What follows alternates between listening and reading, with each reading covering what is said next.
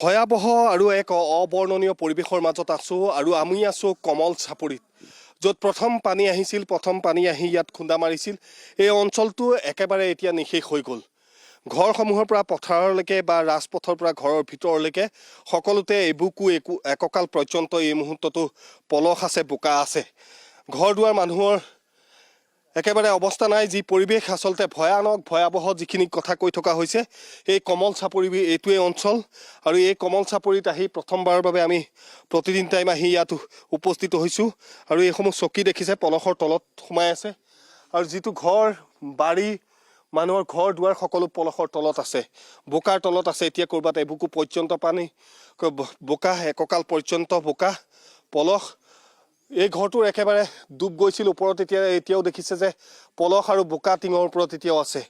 ঘৰটো সম্পূৰ্ণৰূপে ডুব গৈছিল। গতিকে ইয়াৰ মানুহখিনি কেনেধৰণে ৰক্ষা পৰিছিল, সেই ভয়াবহ দিনটোত কি হৈছিল, আমি তেওঁলোকৰ পৰা জানিবলৈ চেষ্টা কৰিম। এই মুহূৰ্তত আমি চোতালত আছোঁ। চোতালত চাওক, এআঁঠুৰ ওপৰত তক্তা আছে। বাইদেউ, আপোনাৰ ঘৰ আছিল এইটো? হয়, মোৰ ঘৰ আছিল। কেনেকে আছিল সেইদিনাখন, কি হৈছিল? প্ৰথম পানীটো ইয়াতে সোমাইছিল, সিফালৰ নদীৰ পানীটো আহিছে, ইটো চাইডৰ পানীও ঘূৰি আহিছে।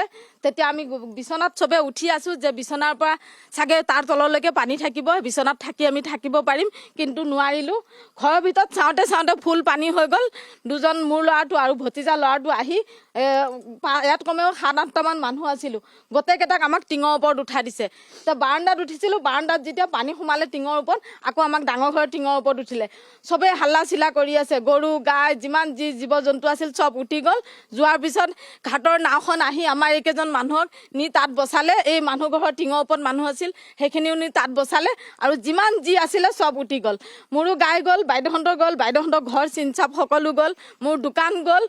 আৰু থাকিব কেনে কি আছে, খালি আমি থকাৰ ভিতৰত মানুহ আছোঁ, কিন্তু মোৰ ডকুমেণ্টছ একো বচা নাই। ভাবা নাছিলোঁ যে মোৰ গোটেই ঘৰ ডুবি যাব। যিমান ডকুমেণ্টছ আছিলে গোটেইখিনি পানীয়ে লৈ গ'ল। মোৰ ল'ৰা ছোৱালী পঢ়াৰ পৰা লৈ বাকী যিমান ডকুমেণ্টছ আছিলে সকলোৱে পানীয়ে চব লৈ গ'লগৈ। থকাৰ ভিতৰত আমি খালি মানুহকেইটাই বাচি আছোঁ। তাৰ বাহিৰে আৰু কোনোবাই যে আহিব ইয়াত, এতিয়াও প্ৰশাসনৰ পৰা লৈ ৱাৰ্ড মেম্বাৰ কোনোবা কোনি চৰকাৰৰ মানুহ এতিয়ালৈকে কোনো অহা নাই। আৰু নিউজ লাইভৰ ভিতৰত আপোনালোকে প্ৰথম আহিছে এইখিনিত চাব কেনে, তাৰ বাহিৰে আৰু কোনো অহা নাই।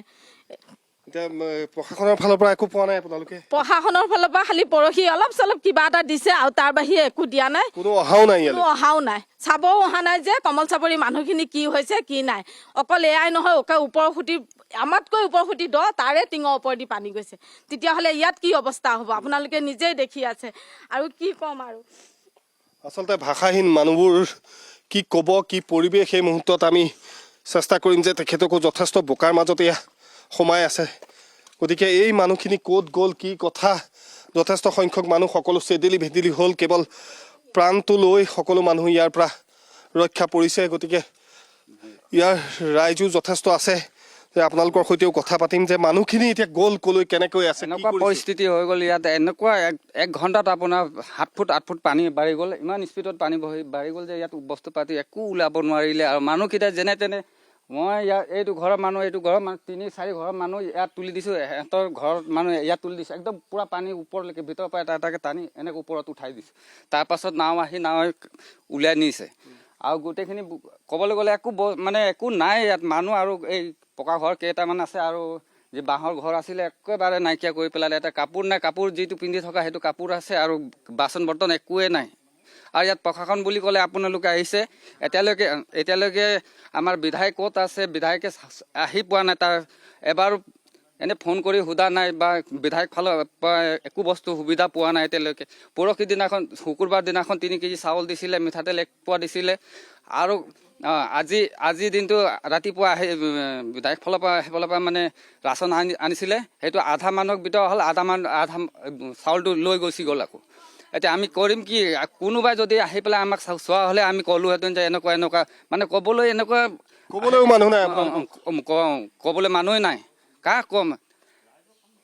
এয়া হৈছে কমল চাপৰিৰ পৰিৱেশ। আৰু আমি ইয়াৰ পৰাই আচলতে বাৰম্বাৰ চৰকাৰ প্ৰশাসনক অনুৰোধ জনাম, সংশ্লিষ্ট বিভাগসমূহক অনুৰোধ জনাম। এই কমল চাপৰি যিটো অঞ্চলত এতিয়ালৈকে কোনো আহি উপস্থিত হোৱা নাই। ইয়াৰ একাংশ সচেতন ৰাইজ, সচেতন যুৱক আহি এই মানুহখিনিৰ খা খবৰ গ্ৰহণ কৰিছে, কিন্তু বাকী ইয়াত কোনো অহা নাই। গতিকে এই মানুহখিনিৰ এযোৰ কাপোৰ নাই, এখন আঁঠুৱা নাই, এটা খাবলৈ বয় বস্তু নাই, যাতে এই মানুহখিনিৰ অন্ততঃ খবৰ তেওঁলোকে কিছু পৰিমাণে হ'লেও কৰে, সেয়াই আমি কামনা কৰিম। কাৰণ কমল চাপৰিত এতিয়া এক ভয়াৱহ পৰিৱেশ পৰিস্থিতি উদ্ভৱ হৈ আছে। গতিকে এই মানুহখিনি কেতিয়া ইয়ালৈ ঘূৰি আহিব, কেতিয়া আৰু পাৰ্থপ্ৰতিম বৰুৱাৰ গ্ৰাউণ্ড জিৰ' ৰিপৰ্ট আমি আপোনালোকক আগবঢ়ালোঁ।